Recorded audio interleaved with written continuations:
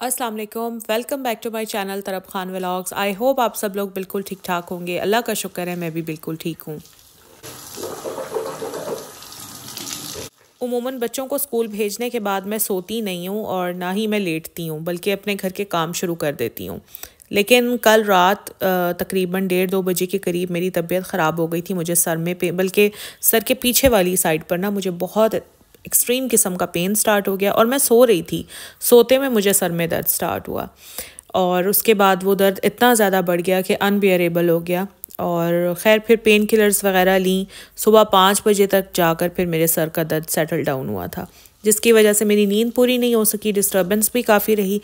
लेकिन बच्चों को ज़ाहिर है स्कूल भेजना ही होता है, एक दिन का भी अगर ऑफ़ करवा लें तो काफ़ी काम बच्चों का मिस हो जाता है। तो इसलिए सुबह बच्चों को स्कूल भेजा और स्कूल भेजने के बाद फिर मैं सो गई थी 2 घंटे के लिए। अभी तकरीबन 10:30 पौने 11 का टाइम हो रहा है। मैं वापस उठी हूँ, फेस वगैरह वॉश कर रही हूँ, ब्रश मैंने कर लिया है और आज मेरा दिल है कि मैं चाय नहीं पीऊँगी, आज स्ट्रॉन्ग सी कॉफ़ी बनाकर पीऊँगी, क्योंकि सर का दर्द तो ठीक हो गया है लेकिन सर इतना हैवी और इतना बोझल हो रहा है ना कि लग रहा है जैसे लिटरली अंदर कोई मेरे हेड में कोई इंजरी हुई हुई है।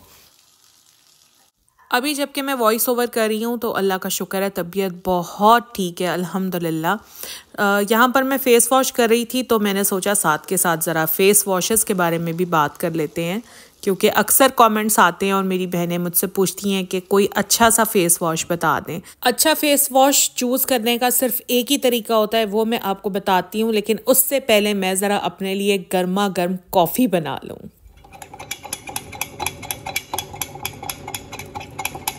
अच्छा फेस वॉश चूज़ करने के लिए सबसे पहले तो आपने अपनी स्किन टाइप को समझना है कि आपकी स्किन की टाइप क्या है। जैसे मेरी स्किन जो है ना वो ड्राई है, ठीक है, तो ड्राई स्किन जिनकी भी है उन्हें हमेशा क्रीम फेस वॉशेस लेना चाहिए, क्योंकि ड्राई स्किन को एक्स्ट्रा मॉइस्चराइजेशन की ज़रूरत होती है और इसीलिए ड्राई स्किन के लिए हमेशा क्रीम बेस्ड, नॉर्मल और कॉम्बिनेशन स्किन वाले gel based face wash use करेंगे। इसके अलावा वो क्रीम बेस्ड फेस वॉश भी यूज़ कर सकते हैं, लेकिन जो ऑयली स्किन वाले होंगे वो सिर्फ जेल बेस्ड फेस वॉशेस ही यूज़ करेंगे ताकि ऑयल और डर्ट अच्छी तरह से रिमूव हो जाए। हर फेस वॉश पर मेंशन होता है कि वो किस स्किन के लिए फॉर्मुलेट किया गया है, तो जब भी आप कोई फेस वॉश बाय करें तो उसके ऊपर ज़रा पढ़ लिया करें कि वो फेस वॉश किस स्किन टाइप के लिए है।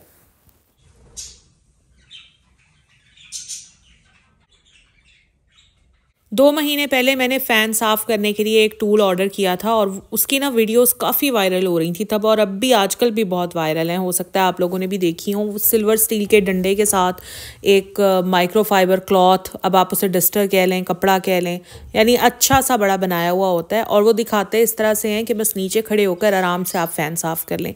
लेकिन यकीन करें कि उससे बिल्कुल भी फ़ैन अच्छे तरीके से साफ़ नहीं होता। मैंने वो मंगवा तो लिया था लेकिन शेयर आप लोगों के साथ इसलिए नहीं किया क्योंकि बिल्कुल यूज़लेस चीज़ थी, तो मैंने सोचा शेयर करने का फ़ायदा भी नहीं है। और वो मैंने लिया था जनाब 2200 रुपये का मैंने लिया था और वो उसी तरह से यूज़लेस चीज़ मैंने बाय कर ली, स्टोर में पड़ी हुई है। कोशिश करूँगी कि किसी वीडियो में ना आपको मैं दिखाऊँ कि कितनी यूज़लेस चीज़ है वो। पंखे जो हैं वो बस इसी तरह ही साफ़ होते हैं कि आप सीढ़ी रख लें घर में और ख़ुद अपने हाथ से अपने पंखों को साफ़ करें। जैसे ही थोड़े से गंदे हो फ़ौरन साफ़ कर लें, क्योंकि हल्के से गंदे हो ना पंखे तो साफ़ करने आसान होते हैं, बजाय इसके कि 3-3 4-4 महीने आप साफ़ ना करें, फिर वो इतने गंदे हो जाते हैं कि उनको साफ़ करने के लिए बहुत ज़्यादा मेहनत करनी पड़ती है फिर। और अभी मैं फ़िश मैरिनेट कर रही हूँ। आज मेरे हस्बैंड बहुत लेट आए थे और ये फ़िश मुझे अभी के अभी मैरिनेट भी करनी है और बनानी भी है। वैसे तो फ़िश को मैरिनेट करने की मेरी अपनी ख़ुद की एक रेसिपी है, लेकिन क्योंकि ये मुझे अभी मैरिनेट भी करनी थी और अभी के अभी मुझे ये बनानी भी थी, तो इसके लिए बेस्ट तरीका है, यानी अगर आपको भी इमरजेंसी में फ़िश बनानी हो तो आपने क्या करना है, आपने लेना है शान का मछली मसाला। एक डब्बे के अंदर 2 पैकेट होते हैं। अब मेरे पास जितनी फ़िश थी इसलिए मैंने दोनों ही पैकेट यूज़ किए हैं। करना आपने ये है, चाहे चाहे आप 1 पैकेट लें चाहे आप 2 पैकेट लें, उसमें आपने 2 चम्मच ऑयल डालने हैं, लहसुन अदरक का पेस्ट डालना है, सोया सॉस डालना है, थोड़ी सी दही डालनी है। अच्छी तरह से मिक्स कर लें और मिक्स करने के बाद पीसेस को इस तरह से डिप करके रख लें। यकीन करें आपको फ़िश को स्टे करवाने की बिल्कुल भी ज़रूरत नहीं है। जैसे मैरिनेशन के बाद 3 से 4 घंटे तो मस्ट होते हैं ना, ताकि फ़िश के अंदर तक मसाला चला जाए, लेकिन इस तरीके से आपको बिल्कुल ज़रूरत नहीं है। ये इमरजेंसी वाली जो है ना आप समझ लें कि एक रेसिपी है। अभी के अभी बस आप इसको डिप करें और अभी के अभी आप इसको चाहे आप फ्राई कर लें चाहे आप इसको एयर फ्राई कर लें, ये बहुत मज़े की बनती है। हाँ हाँ मुझे पता है, वो खाना बनाती थी। अच्छा। और एक छोटी बच्ची थी, 2 बेटियां थी उनकी। बड़ी जो बच्ची थी आज सम्या की कज़न उसके साथ नाइट स्पेंड करने के लिए आई हुई थी, तो बस मैं उसी के साथ यहाँ पर बातें कर रही थी। अच्छा, एक और चीज़ मैं आपको बताना चाहूँगी कि फ़िश जितनी भी मेरे घर में आती है ना, मैं सारी फ़िश को मैरिनेट कर देती हूँ और उसके बाद मैं एक एक पीस को ना अलग अलग ट्रे में रख देती हूँ और उसको मैं फ्रीज़ कर लेती हूँ। जब सारे पीसेस फ्रीज़ हो जाते हैं तो फिर मैं इन फ्रोज़न पीसेस को ज़िप लॉक बैग में बंद करके रख देती हूँ। और डेली का डेली, क्योंकि मेरे हस्बैंड डेली खाते ही फ़िश या चिकन है, तो फिर 2-3 पीस जितने भी उनकी रिक्वायरमेंट होती है वो मैं निकालती हूँ और एयर फ्राई कर लेती हूँ। एक तो जब से मैंने एयर फ्रायर लिया है ना, ओए होए इतनी कोई उसमें मज़ेदार फ़िश एयर फ्राई होती है, मतलब पता ही नहीं चलता कि ये डीप फ्राई हुई है या एयर फ्राई हुई है। और यकीन करें कि कोई ऑयल नहीं हमें लगाना पड़ता। आई थिंक ½ टेबल स्पून भी नहीं होता होगा जिसकी हमें जस्ट एयर फ्रायर की बास्केट में ब्रशिंग करनी होती है ऑयल से, ठीक है। उसके बाद जितने भी मुझे पीसेस चाहिए होते हैं 3 या 4, क्योंकि 7 लीटर की बास्केट है, स्पेस बहुत ज़्यादा होती है, तो उसमें जितने भी पीसेस चाहिए होते हैं मैं आराम से रख देती हूँ। 20 मिनट्स के लिए 180 डिग्री पर लगा देती हूँ टाइम और टेम्परेचर, और 20 मिनट्स के बाद इतनी कोई ज़बरदस्त किस्म की कुरकुरी हुई हुई फ़िश निकलती है ना एयर फ्रायर में से।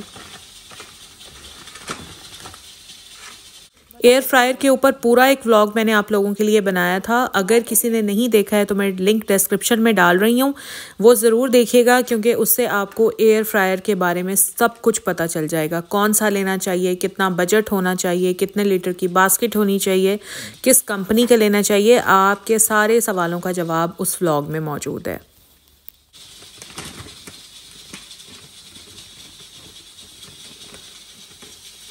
सम्या, बात सुनो। सम्या, ये कपड़े ले जाओ, मैंने शाम को डॉक्टर के जाना है, ये मुझे प्रेस करके ला। ठीक है। वैसे तो ठीक है, बस हल्के हल्के से प्रेस कर लाना।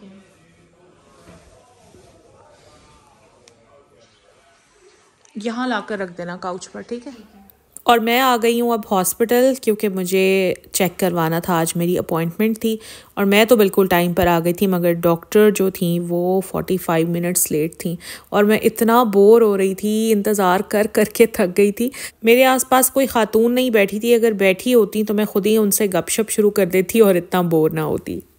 और एक बहुत इम्पॉर्टेंट बात जो मुझे आज तमाम माओं से करनी है कि हम अपनी बच्चियों को शर्ट्स ला देते हैं, टॉप्स ला देते हैं, कुर्तियाँ ला देते हैं और साथ में हम उनको टाइट्स ला देते हैं। अक्सर तो ऐसे भी होता है कि हम 3-4 टाइट्स ला देते हैं और 5-6 शर्ट्स ला देते हैं और बच्चियों को कहते हैं कि बस टाइट्स के साथ ये पहनते रहो।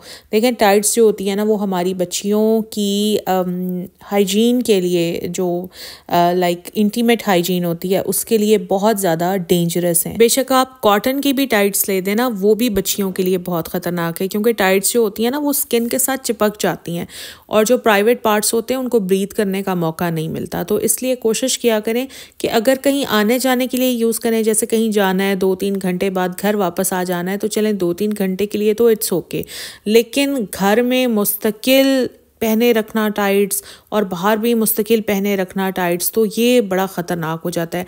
मैं आपको बताऊं, मैं एक रिसर्च पढ़ रही थी थोड़े दिनों पहले कि ज़्यादातर उन फीमेल्स में UTI होता है जो ये टाइट्स और इस तरह की चीज़ें पहनती हैं।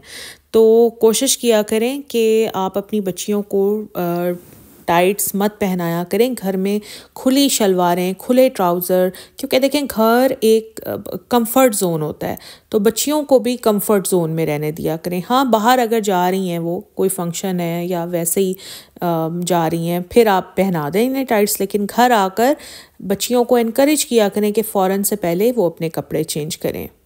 एक और चीज़, अपनी बच्चियों को इनकरेज करें कि जब भी वो टॉयलेट अटेंड करें, या इवन मैं अपनी सब बहनों को भी कहूँगी कि जब भी आप लोग टॉयलेट अटेंड करती हैं तो उसके बाद देखें, सबसे पहले तो इंसान तहारत ही करता है जो हमारा दीन हमें सिखाता है, और उसके बाद जो टॉयलेट टिश्यू होता है उससे अपने प्राइवेट पार्ट्स को ड्राई ज़रूर किया करें। ठीक, तहारत करने के बाद अगर आप अपने प्राइवेट पार्ट्स को ड्राई नहीं ना करेंगी तो बैक्टीरिया, ख़ास तौर पर फंगस को ग्रो करने का बहुत अच्छा माहौल मिलता है, और जब बैक्टीरिया या फंगस ग्रो करता है तो फिर यूटीआई यानी कि यूरिनरी ट्रैक्ट इन्फेक्शन होने का ख़तरा होता है। इसके अलावा और भी वेजाइनल काफ़ी डिजीज़ होती हैं जो आपको या आपकी बच्चियों को हो सकती हैं। इसके अलावा देखें, अक्सर आपने देखा होगा ख़वातीन में खुजली, ये जो हमारे प्राइवेट पार्ट्स होते हैं इनमें खुजली होती है, तो खुजली, ख़ारिश या इरिटेशन के भी यही रीज़न्स होते हैं। तो अपना भी ख्याल रखें, अपनी बच्चियों का भी ख्याल रखें, और इन चीज़ों की तरफ ख़ास ध्यान दें। बस ये था मेरा आज का व्लॉग। अगर आप लोगों को अच्छा लगा है तो मेरे व्लॉग को लाइक करें। चैनल पर अगर फ़र्स्ट टाइम आए हैं तो चैनल को सब्सक्राइब कर लें। इंस्टाग्राम का लिंक है डिस्क्रिप्शन में, इंस्टाग्राम पर मुझे फॉलो कर लें। अपना ख्याल रखें। अल्लाह हाफिज़।